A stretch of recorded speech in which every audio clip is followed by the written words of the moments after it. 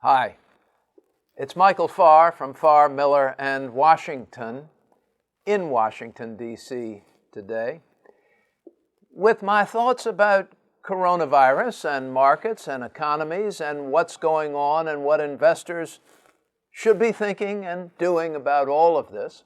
This is also a message to our clients to tell them some of the things on our mind, and we'll have more for you all personally, of course, later. I want to talk about coronavirus, the reaction to coronavirus, and the politics of coronavirus, pretty much in that order. So this coronavirus, we know, has hit in China, and it has expanded to other places around the world, and indeed it is now evident in the United States, and there have been a couple of deaths from this. We don't know whether this will be hugely infectious, whether it will have a whole lot of Americans sick, or whether it will be contained and controlled early on. It's important to remember what we don't know. It's easy to become fearful about all of these things ramping up. We do know more about the reactions to coronavirus, and the reactions have a lot to do with, one, prevention as being suggested by professionals, policymakers, and healthcare officials, and then the fearful sort of reaction from a lot of the populace. And then there's some reasonable things that I think a lot of the population are going to be doing in a more aware way, washing hands and using hand sanitizer and everything. But when we are washing our hands once or twice more a day, or using hand sanitizer, or going to the fabulous fist bump as opposed to handshake, it's on our minds, isn't it? It's in our consciousness, and that sort of awareness affects behavior. We have to pay attention to investors' behavior. The flu, the World Health Organization says regular old influenza infects about 1 billion people a year. If there's 7.4 billion people on the planet, about 1 billion get the flu every year, and somewhere between 290,000 and 650,000 people die every year. That's horrible, but we deal with that every year. We don't know what's going to happen with this coronavirus. What do we know? We know that British Airways stopped flights to China about a month ago. So 3 weeks ago, United, Delta, and American Airlines stopped flying to China. We know that airline reservations are down. We know that cruise lines reservations and travel is way off. And these are all have economic impacts. This is the economic impact to the reaction and or preparation for coronavirus. Ernst & Young has canceled all intercompany travel. A large investment bank in New York has canceled one big conference. 800 people were going to New York at the end of March. They canceled it. Does that make sense? I don't know. Probably. Is it cautious? Certainly. But what does it mean? What does it mean? What it means is those are 800 hotel rooms that were booked, that we're going to get paid for in New York City, that are now going to be vacant. Each of those 800 people were going to be eating 3 meals a day in New York City, and conference rooms had been rented, and AV equipment and suppliers, and then all of the wandering around and tchotchkes for all of those being bought in New York and around. That's a real economic impact that's not happening for that one conference. And when you multiply that by all of the other conferences that are being canceled, in an abundance of caution, which may be exactly right, means that there's a lot of economic activity that's not happening. We have seen estimates regarding the Boeing 737 MAX sort of disaster there that Boeing has on its hands, that's been estimated that will be a headwind, will reduce first quarter GDP by 2 to 0.4%. If Boeing can do that, we have to sort of get in our heads that first, quarter GDP, we're kind of 2/3 the way through the first quarter, might still be okay, probably flat. Second quarter and third quarter GDP, a good deal flatter, maybe non-existent growth for GDP then from all of these cancellations, from people who aren't traveling, who aren't getting on planes. American Airlines now domestically has given up on any change fees. Please book your reservation. We'll let you change that reservation without a fee. Markets are repricing. Markets are saying, wait a minute, we've got a big new element that's going to slow the economy, not only in Asia, but in Europe. Also, a number of airlines have stopped flying to Milan today in Italy, outbreak of cases in Italy. We're going to hear a little bit more about that from around the world as cases crop up. So as this economic activity starts to dwindle, whether there's a real threat or whether people just cocoon because of fear and, again, an abundance of caution, markets are repricing. We thought we were going to have good earnings growth for 2020. We thought we were going to have reasonable GDP, gross domestic product growth, economic growth in 2020. This new event, this black swan, looks like it's going to make economic growth flat. All right, so we aren't going to have what we thought we were going to have as investors, and we have something different now as investors. What's the right price? That's the job of markets, price discovery. You're willing to sell for X, I'm willing to buy for Y, somehow we meet in the middle, and both armed, we hope, with pretty good information, and we are trading then on our opinions of that information and what we believe is going to happen in the future. What do you know as an investor? As an investor, you know that lower prices are your friend. We like lower prices. We like to buy low.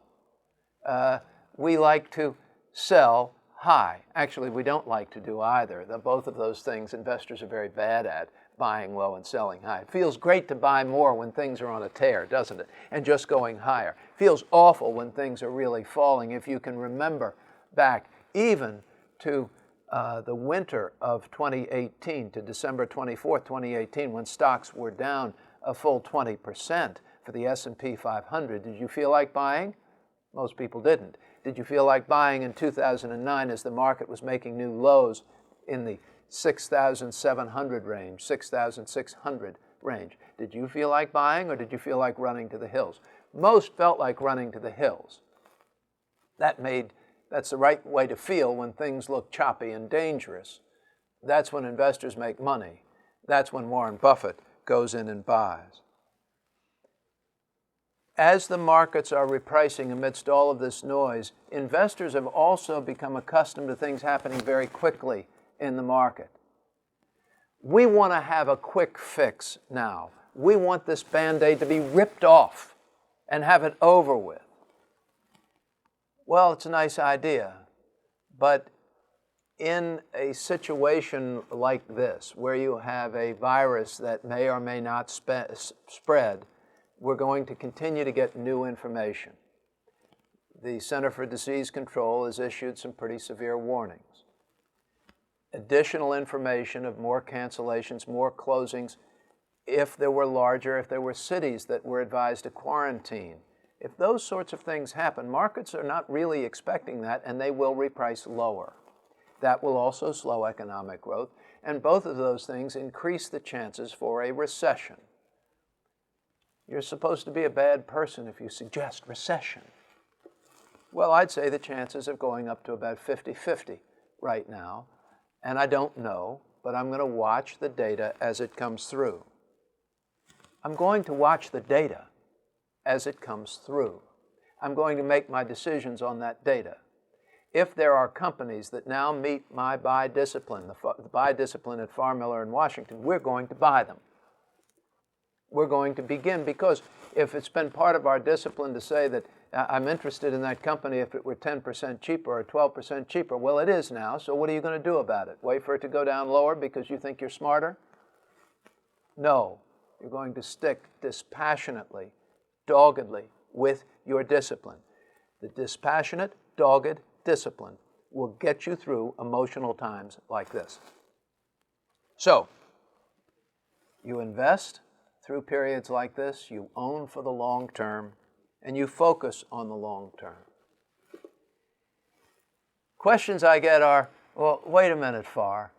If you think that there's a 50-50 chance of recession, if you think there's more bad news coming, why wouldn't you sell and get out of the way? Well, because you answered the question. If you think, I can only invest on what I know. I don't know that this isn't, I don't know this is going to get worse. I suspect it is, but I don't know. What do I know? I have this, along with all investors, this underlying, abiding faith in the U.S. economy, that this period will pass and that Johnson & Johnson and Microsoft and J.P. Morgan will still be standing. And I'm going to want to own them 5 and 10 years from now, and I might be able to buy them at prices that are going to look pretty attractive. I know they look more attractive than they did 2 weeks ago. So, as you go through this, I encourage you to remain calm, to know that the data are continuing to unfold, and probably going to unfold in ways that will take longer than we all like.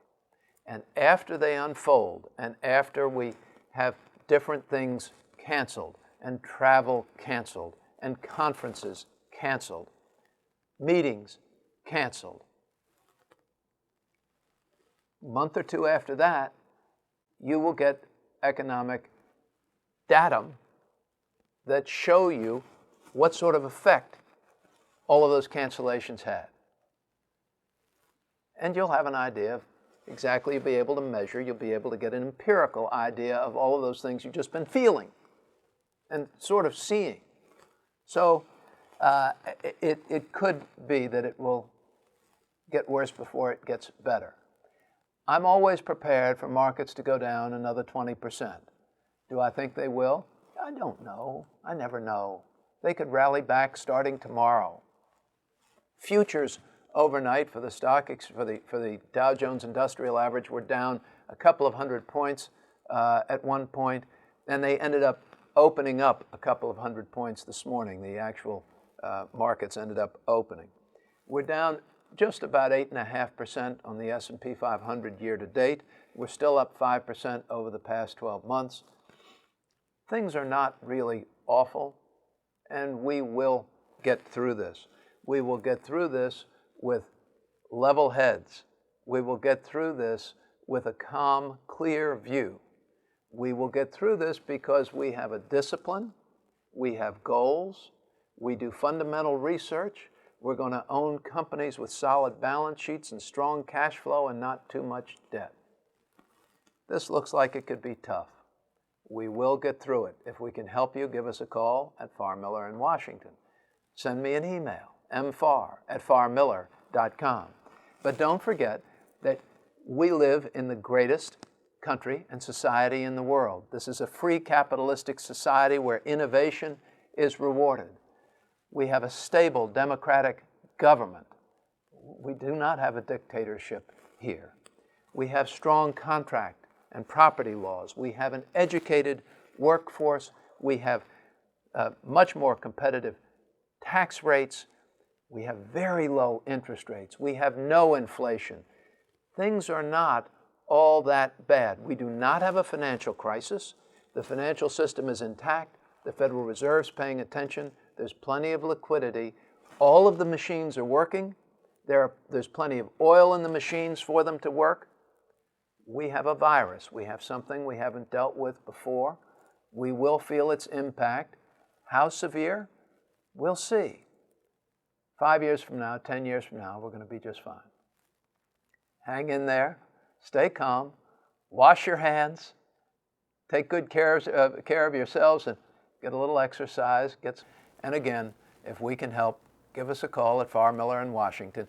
In Washington, D.C., trying to help. I'm Michael Farr. Thanks.